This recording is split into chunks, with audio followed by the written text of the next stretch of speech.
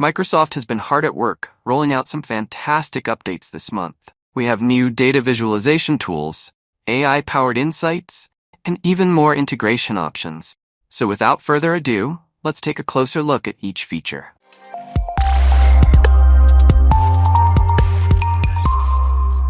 Okay, let's check those new features in Excel.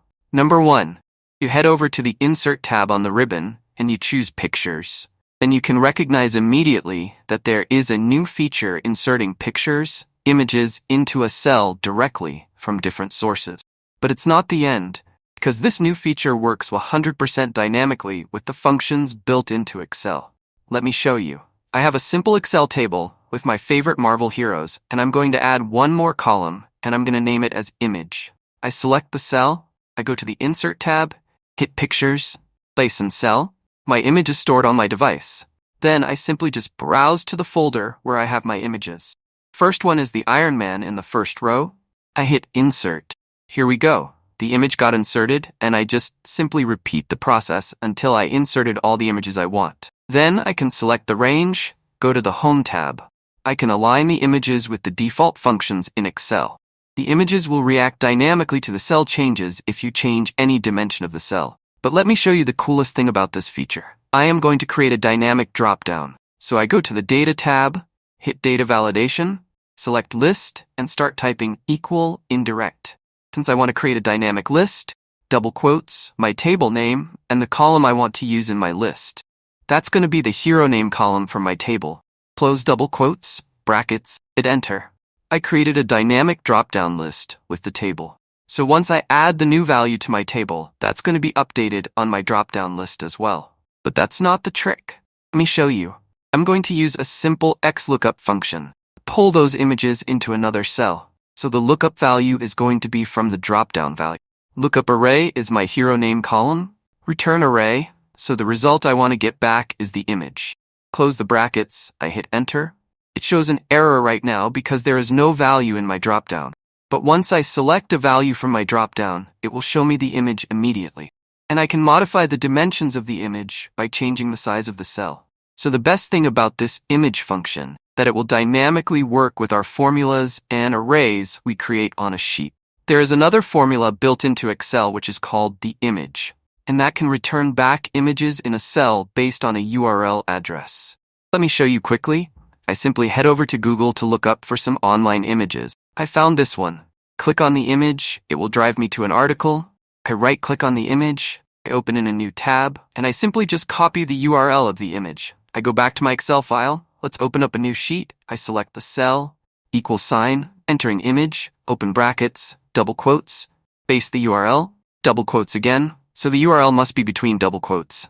I close the brackets and I hit Enter. And here, the image formula pulls the image directly to a cell by using a URL address. And why is it awesome? Because you can use your OneDrive to pull images as well. Number 2. In the new Excel, if you go to the View tab on the ribbon, you will see a new button called Navigation. And it will open up a true navigation pane which will help you to navigate between the objects you created in your Excel. The principle is exactly the same what you can see in Power BI, but it's going to be available in the Excel as well. If you look at this navigation pane, then you have a search engine. Every object is being grouped by the sheet names. So if you created anything on a sheet, it will find it, and it will name the reference on the sheet as well. And if you click on the reference, then it will drive you directly to the cell reference. It's 100% dynamic. As you see, if I add a new sheet to my workbook, then it will appear on my navigation pane automatically. And once I enter any value in any cell, that's going to be updated on the navigation pane immediately. Number 3. I simply go to the Formulas tab, and you can see that the Python is available in the Excel for data analysis. I can either start typing py, which will open up the Python code editor. As you see, you have to use the Control-Enter to close the code itself. Because if you hit simply the Enter, then it will open up just a new line in the code editor. Or I can just simply select the cell and hit the Python icon, and it will open up the code editor. Very dynamic, you have to just select your table. And as you see, it recognizes automatically that this is a table and has headers, etc. And if I hit Control-Enter, then it will create my digital data frame. and the data frame is not more than your table created in a virtual way. There's no any command added to the code line, so nothing happens here. But if I select the cell where I have my Python code, then I go to the formula bar and I select Excel value, that it will extract the data I have in that data frame. So nothing happened to our table because there is no code command added to our Python line. But let's use a common standard one, which can create you a quick analysis from your table. First, I select the source cell, then I go back to the formula bar, and I return this back to Python object. So you can quickly switch and change between the Excel and the Python object. Then I go back to the code editor and I hit .describe, open brackets, close brackets, Control-Enter. And here we go. Our data frame has been recalculated. Now I can return back as an Excel value. And look, the Python code created me a standard quick analysis about my table. Number 4, I simply select this range, then I go to the Insert tab, go to the right-hand side, and we finally got the checkbox as a feature built into a cell. And it works dynamically with all the formulas you can find in Excel. And if you look at the checkbox itself, when I select the cell, it says true when it's checked. When it's blank, it says false. So the way it works is very simple. It returns back only 2 values, either true or false. How can we use that? We have many different ways. Let me show you a quick one. I go to this cell, I start entering count if S, I select my range and my criteria is the true.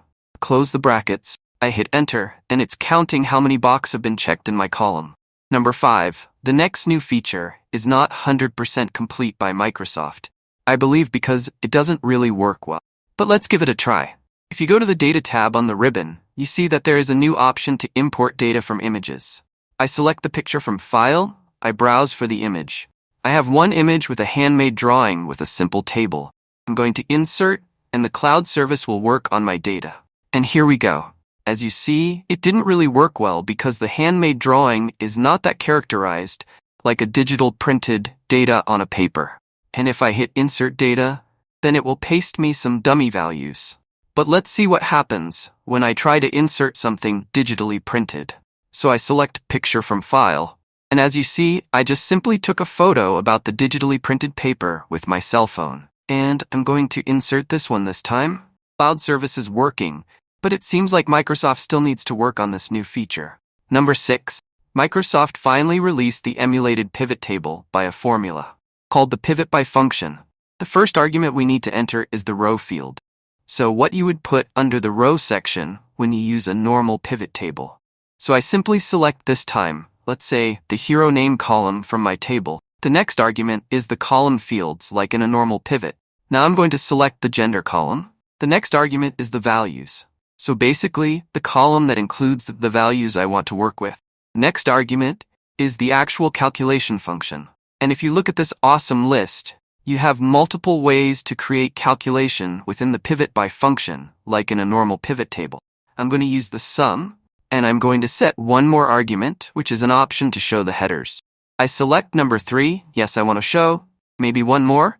You can choose whether you want to show only the grand totals, grand and subtotals together. Let's say I'm choose number 1 this time. Close the brackets and I hit enter, and voila, it created a dynamic array acting like a pivot table. Next up, we have the text split formula, which is fairly self-explanatory. You can see over here that we have career principles courses, and suppose that we want to split them with a comma into each specific cell. So we could do equals text split, the tab key there, and this is the text comma, and the delimiter is the separator. So we want to separate it by a comma. We'll put that in quotations there, close the parentheses, and hit enter. You can see how that looks like, but suppose we want it to be vertical instead of horizontal. We can change that with the transpose formula. So equals transpose, select this area here, close the parentheses and hit enter. Now you can see that it's made it vertical. The transpose formula basically changes from horizontal to vertical, or vice versa. Sisters to the text split are the text before and the text after. Obviously, they're fairly self-explanatory too. And the last new feature I want to introduce to you is the group by function, which is similar to the pivot by, but it's different.